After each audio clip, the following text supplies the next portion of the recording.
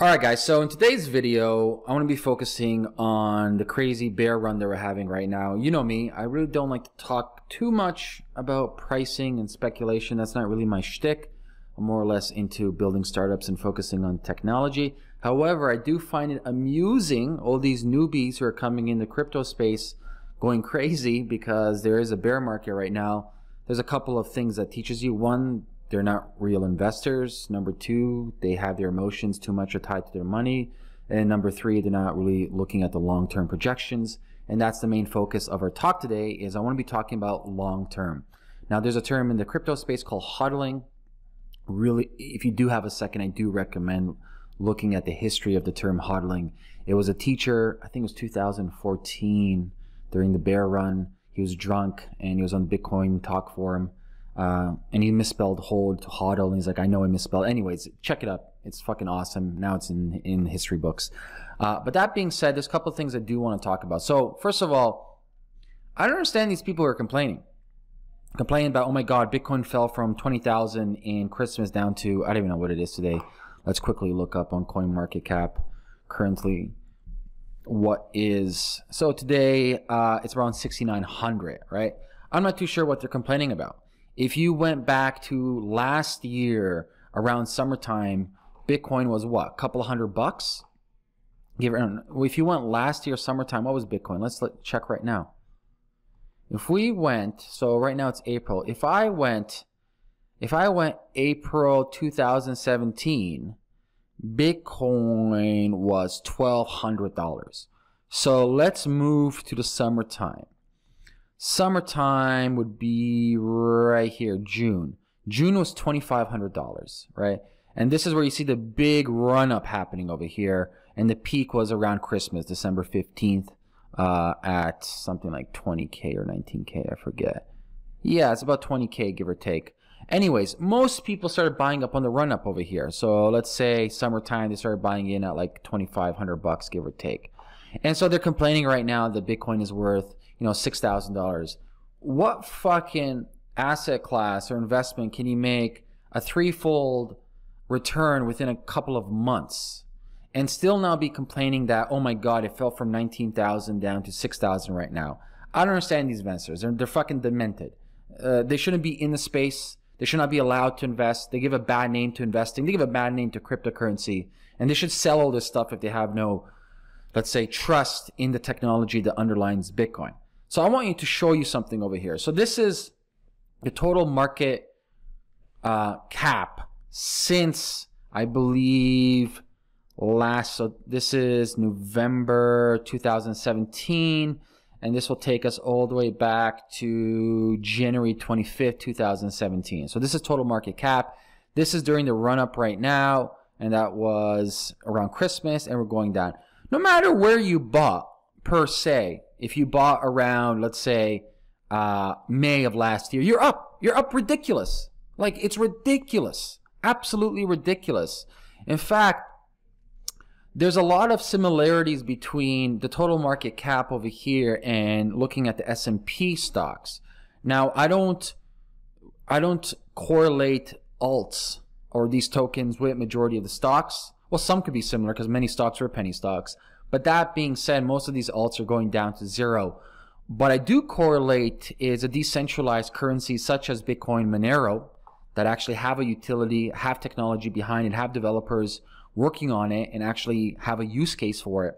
I correlate that to more or less as S&P charting. So if you look at the S&P charting over here for a moment, we look at from the beginning 1880 till now, no matter when you bought or where you bought, no matter when you bought in, you're up. Warren Buffett talks about this. He made a bet, and the bet was up last year. He bet, like, I think any fund manager like $1 million to outperform the S&P, and they did it. So no matter where you bought, if you bought in 2000, you're up. If you bought in 1980, you're up. If you bought in wherever, you're fucking up. So long-term holding position in the S&P gives you pretty good statistical yield return on a year-to-year basis. Obviously, there's exceptions to the rule, stupid penny stocks, companies that fold, etc. But more or less, statistically speaking, if you average it out, the S&P returns guaranteed a year-to-year end. And so it's kind of a interesting similarities if you're looking at the S&P, and obviously Bitcoin's only been around here for like just underneath a decade, give or take. But if we do want to kind of start thinking in the future, 10 years, 20 years from now, and looking at the real utility currencies such as Bitcoin and Monero, one can only then come to the conclusion of it's fucking cheap right now. Like people complaining about $6,000. I'm not here to tell you to invest or not. All I'm telling you is to look at the numbers, look at the use case, look at the technology, and look how early we are right now. We're really fucking early. And so people complaining that it's dropped in price, that, oh my God, Bitcoin is dead for the 200th fucking time, they're crazy. Simple as that. And so that's total market cap coming up to right now, April 11th, give or take. And it's been like, come on, man.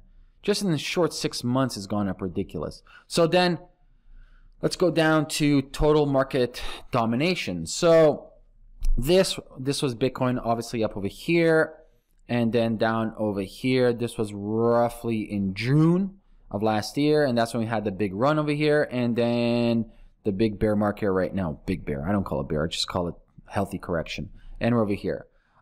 Something fascinating, though, if you're looking at over here, I keep on telling you I don't believe in most alts. I think they're interesting experiments, per se, but majority of them due to token velocity, token utility issues, regulation issues will go down to zero. And in fact, if you look at Willy Woo, he did this interesting chart not too long ago which charts the majority of the alts and the majority of the decentralized cryptos. He doesn't state per se, clever of him though, doesn't state per se what is what, but one can take a very good calculated guess, if you're following my mouse, of what this is, right? And the rest of these clutter fucks down over here, those more or less are the alts sinking. And so what does that tell you? It tells you a couple of things. A lot of these alts behave like penny stocks. They're trying to find their place in this crazy mess. More or less true decentralized, proof of work, peer-to-peer consensus models are considered more a store of value as opposed to these new experimental proof of stake. And we're still very, very early in the space. And so if we're going back to this, let me go forward over here. Actually, we can go back to CoinMarketCap. If we're going to here, at the end of the day, we have a long way to go. I bet on the technology over anything else. I'm a firm believer in we're just at the beginning, and all these people who are complaining and selling their crypto and doing FUD campaigns against blockchain, it's actually good. The more people to poke and prod holes into this technology, into everything that it represents, the better. It becomes stronger. As they say, the honey badger doesn't give a fuck. And so that's my thoughts on all this, guys. At the end of the day, let's go back to this S&P chart. Long-term holding positions. And so for me, I'm quite bullish on Bitcoin, quite bullish on Monero, bullish on Ethereum, bullish on other ones. Those are three on top of my mind right now. And so at the end of the day, Bitcoin is not dead. Cryptocurrencies are not dead. We have a long way to go, and I'll talk to you guys soon. Peace.